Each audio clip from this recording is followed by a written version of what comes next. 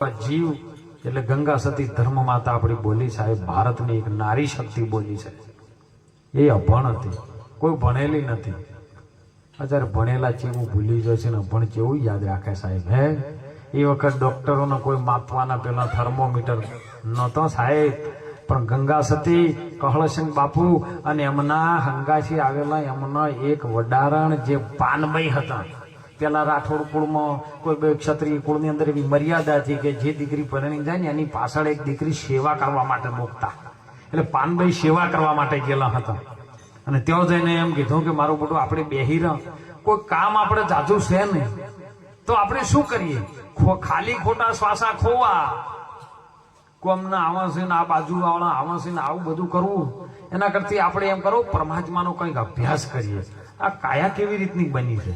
અને સાહેબ એ વખત માપવા બેહી માપી લીધું, તરત જ એને ખબર પડી ગઈ કે એક મિનિટની અંદર 16 કે 17 વખત આ શ્વાસ આવે છે, એક કલાકમાં 900 વખત શ્વાસ આવે છે, 10 કલાકમાં 12 કલાકમાં 10,800 વખત આવે છે અને 24 કલાકમાં 21,600 વખત આ શ્વાસ આવે છે ને જાય છે।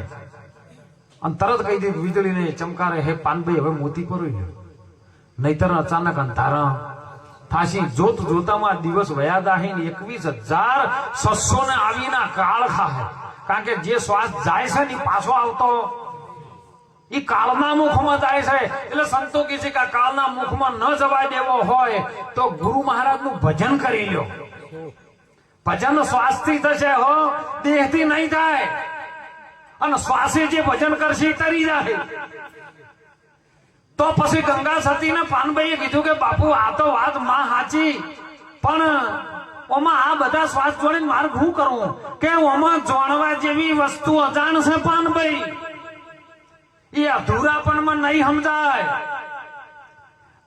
આ ઓટી મેલીને તમે આવો મેદાનમાં જોણો જીવની જાત જાતિ સજાતિની, હે પાનબાઈ જુગતી કરાઈ દઉં બીબે પાડું બીજી ભાત, અને જો બીજી ભાત પડી જાય ને તો પછી ધડ માથે હે પાનભાઈ શીશ ન રહે, ખેલ છે ખોડાની ધાર, એમાં તમે શીશ તમારો ઉતારો તો પછી રમાડું તમને 52 નહીં ભાર હો। 52 અક્ષર બહુ કક્કાના લસેલા સાહેબ, મહાપુરુષોના 52 પત્તની બાજીએ ઘણાની બનાવી છે। ત્યારે જુગારવાળા નહીં રમતા હે, આધ્યાત્મિક સિદ્ધાંત છે, બહુ લક્ષ્ય રાખજો હો, કદાચ જીવનમાં ગૂગલ માર્યું નહીં આવે એમ કહું। 52 પત્તાના બાજી જો જુગાર વાળા રમતા હોય ને તો એમાંથી 52 માં એક 53મું પત્તું બહાર કાઢી નાખે અને એનું નામ શું પાડેલું હોય 53મું? જો અને કર, જોઈન કર, જો કર, એ જોકર છે બધા બાજી બની જાય। અને એટલે જોધલપીર ને ભવાનીદાસ બે કહેતા હતા ને કે ન જોવાય રૂપ એનું, ન લેવાય પાર, કહું તો કહેવાય ને બોલે છે 52 ની બાર। એ જોકર ને બહાર કાઢી જયારે બાજી પત્તા રમવા માટે બેહે તો બાજી પત્તામાં પત્તા છે 52 પણ 13 જ છે। હકીકતમાં 13 પત્તા છે, કલર જુદા જુદા છે, 4 જ કલર છે, કારણ આપણા 4 જ વેદ છે, 4 યુગ છે હે। અને નામ રૂપ ને ગુણ ને ચોથું જ છે પદ અવિનાશ। આ 4 અને ચોરીના ફેરાય 4, અરે ધર્મ અર્થ કામ ને મોક્ષ આ 4। અને જો હવારે ઉઠીને ભજન કરવું હોય તો બ્રહ્મ મુહૂર્ત માં વાગે 4। જો કદાચ એમાં જાગી તો ભજન થાય ને તો બેડો પાર થઈ જાય એવો છે। પણ એ 13 પત્તાની અંદર એવી રજૂઆત કરી છે વિજ્ઞાની કોઈ હો કે પહેલો એકો આવે સાહેબ, એકો છે ને આ 5 ભૂતના પૂતળાની અંદર આત્મા રૂપી એક એકો છે સાહેબ। શરૂઆત એનાથી જ થાય છે, આત્મા ના હોય શરીરની કોઈ લેવા દેવા નથી સાહેબ। અને મોય પછી દૂરી આવે, દૂરી છે ને તમારો શ્વાસ એક બાજુ જાય છે ને એક બાજુ આવે છે, જેને સંતોએ ઈંગળા ને પિંગળા કીધી, ઓહમ સોહમ કીધો, શ્વાસ ઉશ્વાસ કીધો, જેની જો મતી પહોંચી એ ભક્ત પેલા દેવળી જાપ ને જંપા કીધા। આ દૂરી છે ને એ દૂરીના 2 શ્વાસ છે।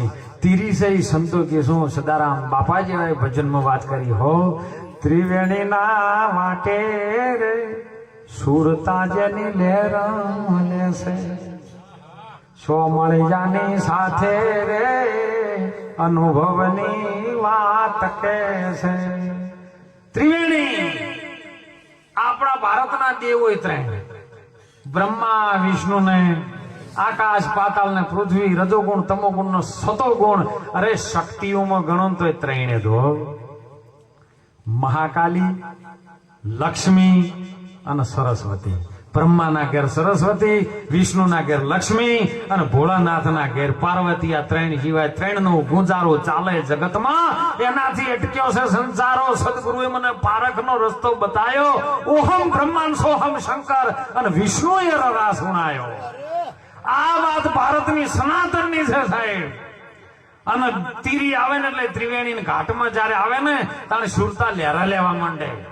ત્રિવેણી નો ઘાટ ક્યો આવે છે? મહાપુરુષો કે ઈંગળા પિંગળા બે ભેળી થઈ જાય એ રે નહીં. ઓહમ ને સોહમ બે પવન મોય સમય તો મોય નાભીન થી ત્રીજો ઉપડે ને એ કણ ત્રિવેણી ઉત્પન્ન થાય છે સાહેબ. અને પછી આ ત્રિવેણી નો ઘાટ છે.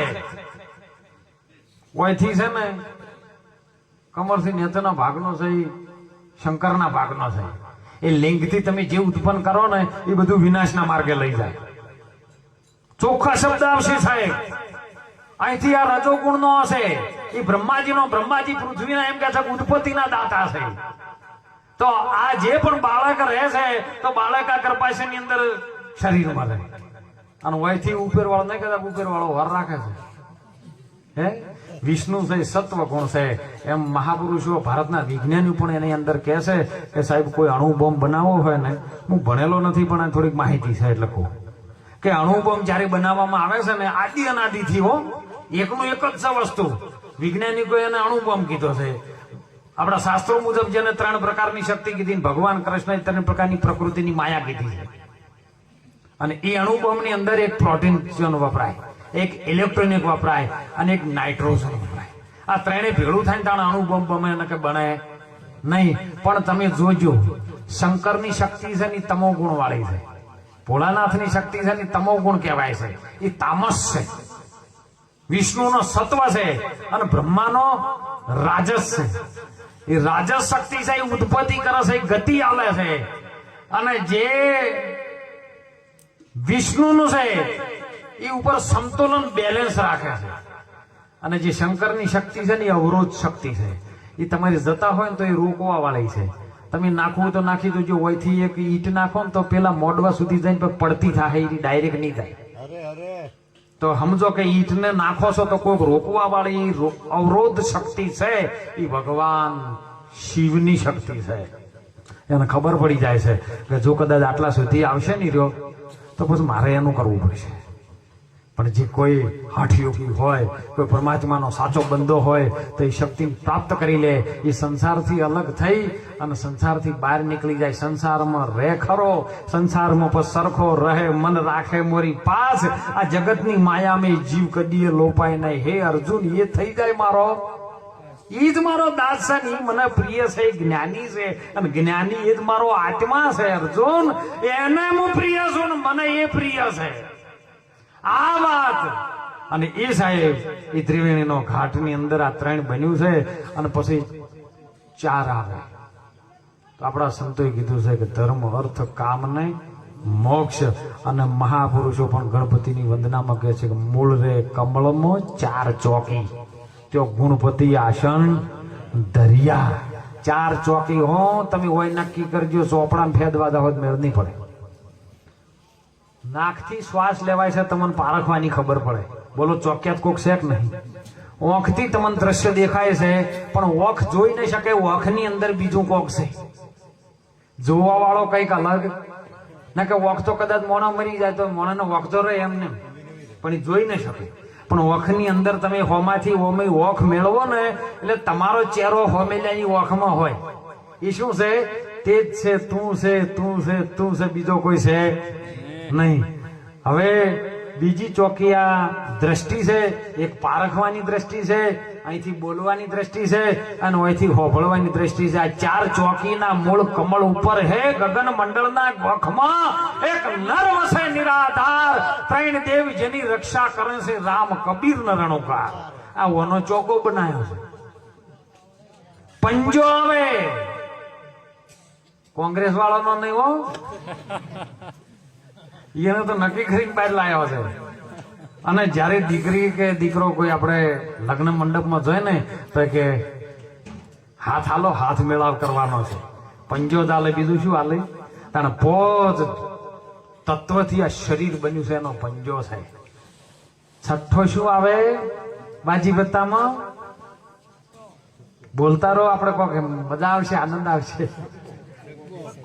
સક્કો કોઈમાં ના આવે, નારીમય ના આવે, નરમય આવે. નરમય ના આવે, નારી ના આવે, ત્યાં પરમાત્મા નરમય ના આવે, નારીમય ના આવે. પોત તત્વનો સઠ્ઠો છે, પ્રાણ એ ચલવે છે અને એનો સક્કો બનાવ્યો. અને 7 ભૂમિકા, 7 સમુદ્ર, 7 ફેરા અને 7મી સદગુરુની ભૂમિકા સાહેબ. અને તમે જુઓ આ દિવસના જે વાર ગણો ને એ 7 જ છે. કોસો બધું અઠવાડિયું પણ વાર 7 જ. હવે 7મી ભૂમિકા સદગુરુની છે. એમાં 7 સમુદ્ર પણ કીધા છે. તો સમુદ્ર કોઈ દૂધનો છે, કોઈ પાણીનો છે, કોઈ લોહીનો છે, કોઈ સાહેબ બીજનો છે. એવા 7 સમુદ્ર એની અંદર ઉછાળા મારી જાય. એ 7નો સત્તો બનાવ્યો. પોચ તત્વન 3 છે ગુણ, રજોગુણ, તમો ગુણ ને સતો ગુણ. આ 8નો શરીરનો બન્યો છે. 8 એનો બનાવ્યો 8. હવે 8ના ઠાઠને ચલાવવા વાળું, એક ધરતી પર ઠેરાવવા વાળી 9 કુળ નાગ છે સાહેબ. નવ દરવાજા તારી નવી રે રમતના, એ દસમે મોલે વો દેખાય, સોહી મેરમાં મેરમ બોલે, અને આપો ત્યાગેવા ઘર જાય. ધણણ ધણણ એ પછી મોય જાલરી જ વાગે. આ 9 દરવાજા અને 9 કુળ નાગ. જો ધરતી 9 ખંડ કહો અને આ શરીરનો જન્મ જો જનેતા આલતી હોય ને તો સાહેબ 9 મહિના, બીજા કોઈ નહીં. 10મો ગુરુનો દ્વાર છે. જો ગુરુ કયો આવે છે? જો નાકામ હતો ને એ જ પાછો પાછળ આવે છે.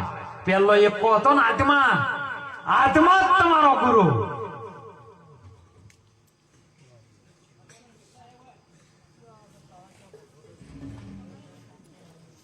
અને એકાની પાછળ શૂન્ય લાગે ત્યાં 10 આવે છે. 10મો દરવાજો ગુરુનો છે. આત્મા સાથે 0 થઈ ગયો ને તમે તો તમને મેળ પડી જાય હો તો મન તમારું 11મું ગુલામ બની જાય. 11મું પત્તું ગુલામ હોય છે. આ ગુલામ અને ગુલામને જો કદાચ નાકામાં લેણમાં લાવવો હોય તો 2 ગમ જોવે. જેને રાણી કી છે, સુરતા નામની રાણી છે સાહેબ. અને 2 ગમ વાળી છે. અગમની અને નિગમની 2 ગમ. એને પણ વિજ્ઞાની કોઈ કહે છે, રંબા વાળા કહે છે કે ભાઈ 2 ગમ. એ 2 ગમ અને 2 ગમની જેને ખબર પડે એ બાદશાહ થઈ જાય. અને એ બાદશાહ પછી સંત સમાગમ. એ જેને સાતો થયો, એ જેના જીવનનો અંધકાર ગયો, એ જેને બકરાપણાનો બોધ થયો, પછી કેવલ કેસરી સિંહ રહ્યો.